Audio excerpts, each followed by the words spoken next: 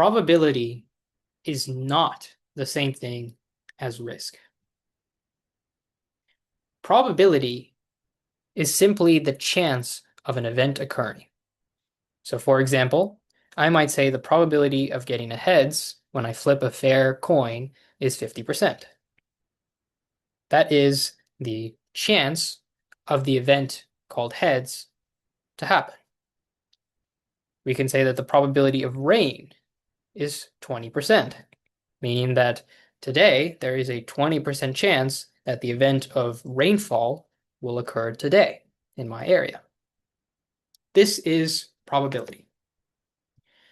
Risk, on the other hand, is probability plus a consequence. In the math world, we call this expected value. So for example, let's go back to our head coin flip. The probability of a heads is equal to 50%, but now let's say we put some monetary value on it. So if I get a heads, I win $1, and I have a tails, and I lose $1.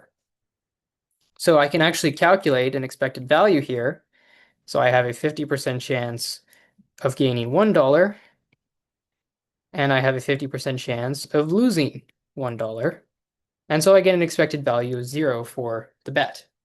There is the numeric value of the risk that I'm taking by taking this bet on the coin flip. What is the risk for rain? Well, what are the consequences of a rain? Well, there's some positive and negative consequences here, right? I might get a free car wash. I might have to take a rain check on my golf round. My nice clothes could get ruined.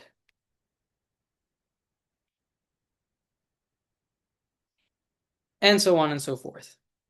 I have the probability that the rain's going to happen, but then I have all of these risks or these consequences associated with that probability.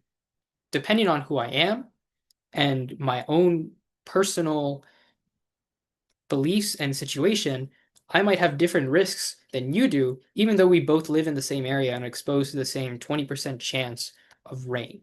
Now, the beautiful thing about risk is that we actually have some way of influencing both of these components. Now, obviously, we can't ever reduce a probability or a risk to 0 or to 100%. That's just not possible. But we can do some things here. Obviously, we don't have any control of the weather, so the rain example doesn't really work there. But we do know, for example, that the probability of getting into a car crash, given that you are a good driver, is less than the probability of a car crash, given that you are a bad driver. This is pretty obvious, and this is actually what insurance companies do all the time. They look at your personal risk factors to assign a probability of you getting into a car accident and use that to define what rates they should charge you at. And they look at a lot of factors, like obviously your driving history, your tickets. Some companies will even look at your GPA because good grades have been correlated with whether you get into a car crash or not. They look at a lot of different variables here, and based off of that, they can determine what rates to charge you for your car insurance. Pretty neat there, right? And then, of course, there's consequence mitigation, which is also equally important. If, like, obviously we can't change the probability of rain here, 20%, but for the example of nice clothes get ruined, I can definitely carry an umbrella and wear a raincoat. And that'll definitely protect me in the case of rain. Therefore, my nice clothes won't get ruined.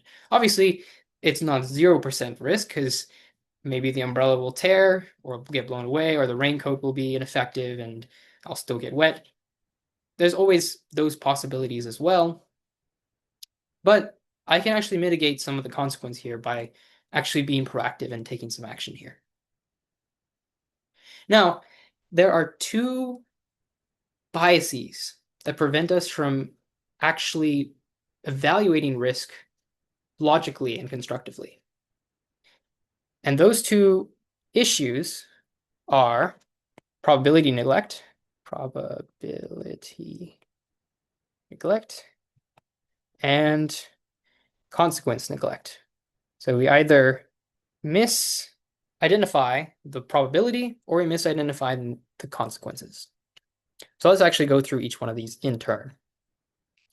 So let's look at number one, the probability neglect here. So you might have heard this common statistic, the probability of divorce is equal to 50%. This is basically a coin flip. Heads, you stay together. Tails, you divorce.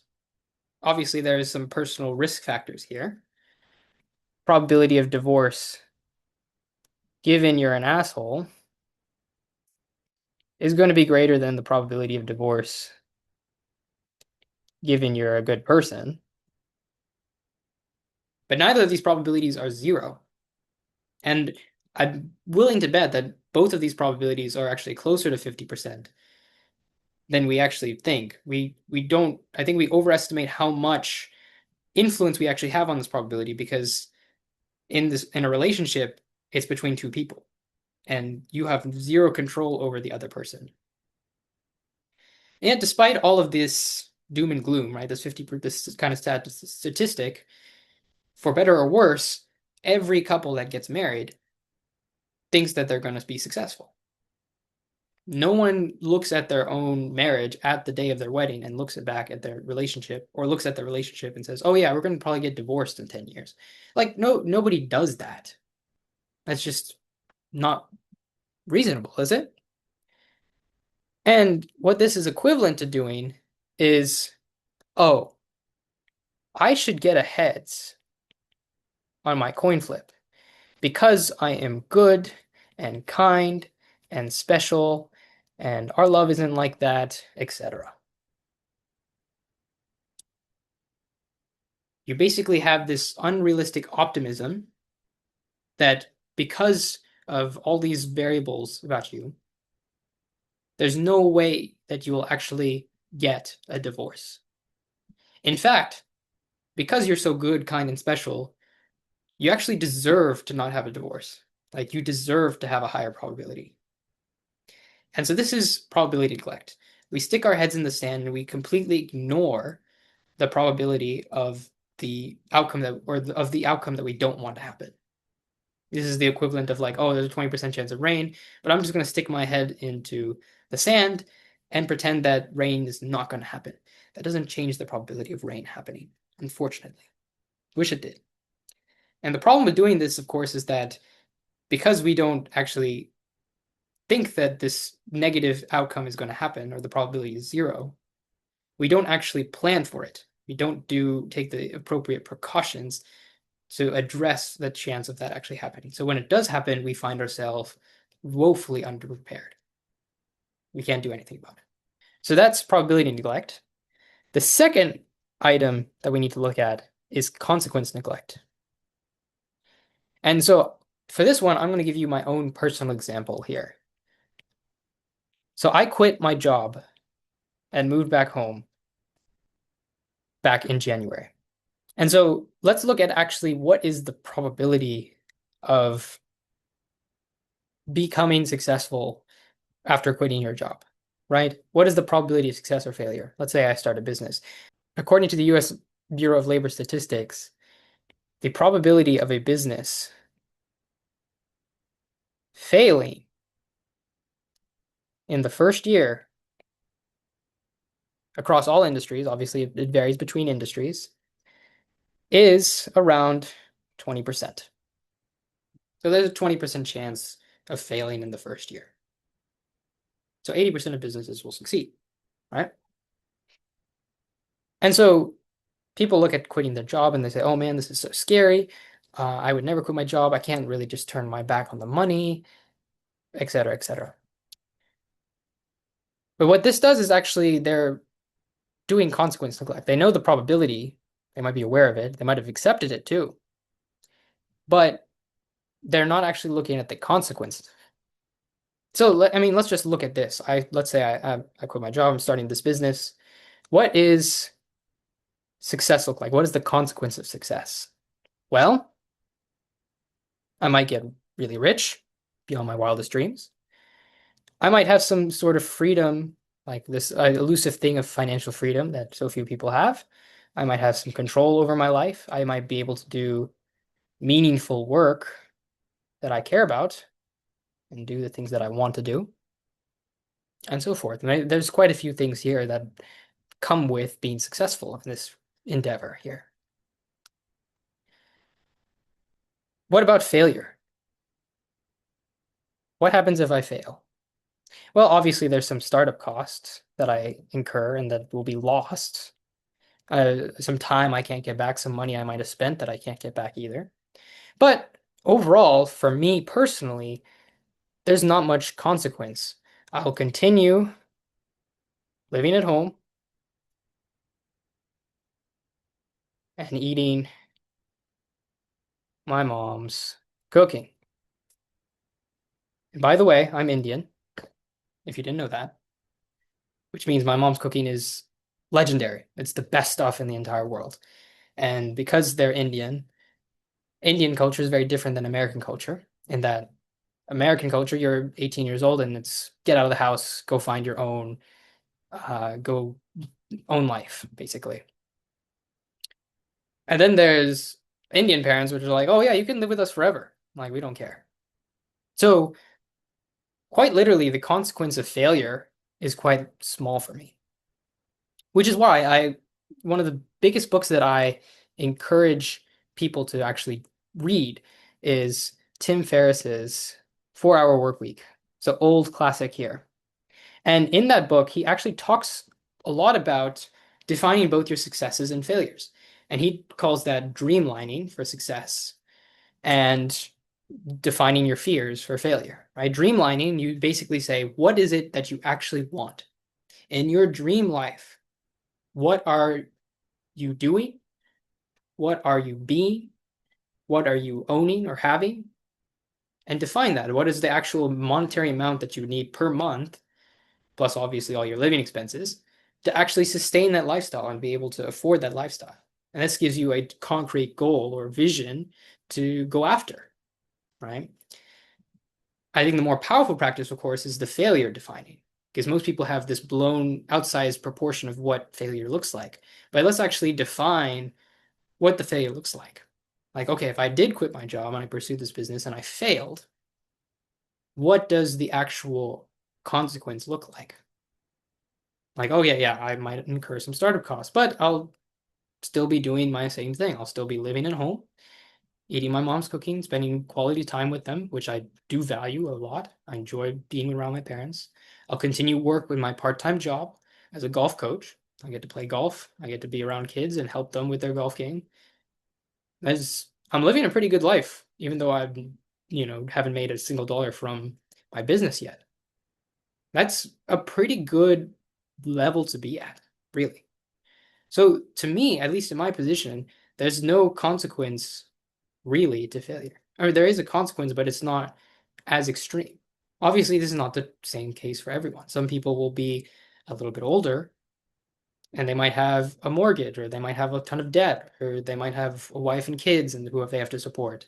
And so the risk of actually leaving a job, there's a much larger consequence there. Therefore, they might not make the same decision that I do. And that's okay. Everyone has different risk profiles. And so that really is the goal here.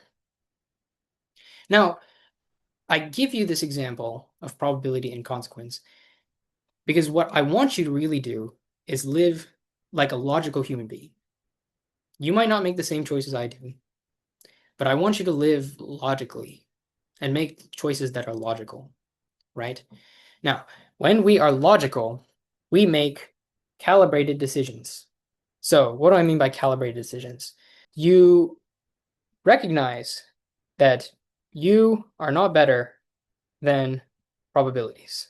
You also recognize that you know that there is a chance of success and failure, and you define the consequences for success and failure. And because you know the probabilities and the consequences for success and failure. You take steps to mitigate your downsides. So this is why a logical human being might get a prenup.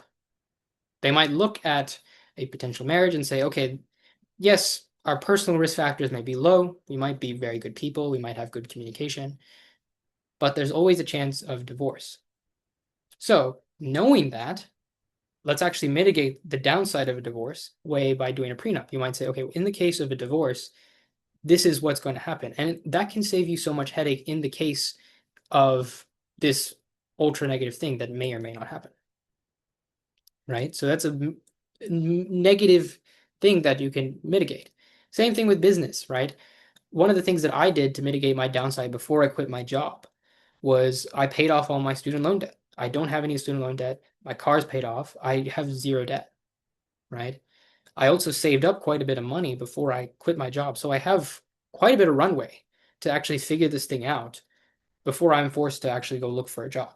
And I don't really feel the fear of having to find another job. I'm a specialist. I have a degree in chemical engineering. So I don't find myself being afraid that, oh, I won't find a job. I'm 100% sure that if I wanted to, I could find another job. There's no doubt in my mind. And so I've taken these steps, these precautions to mitigate the downside of me taking this risk or this gamble of quitting my job.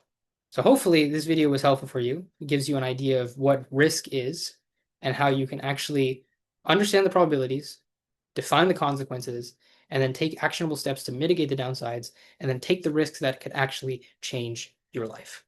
Thanks. I hope this video was helpful, and I'll see you in the next one.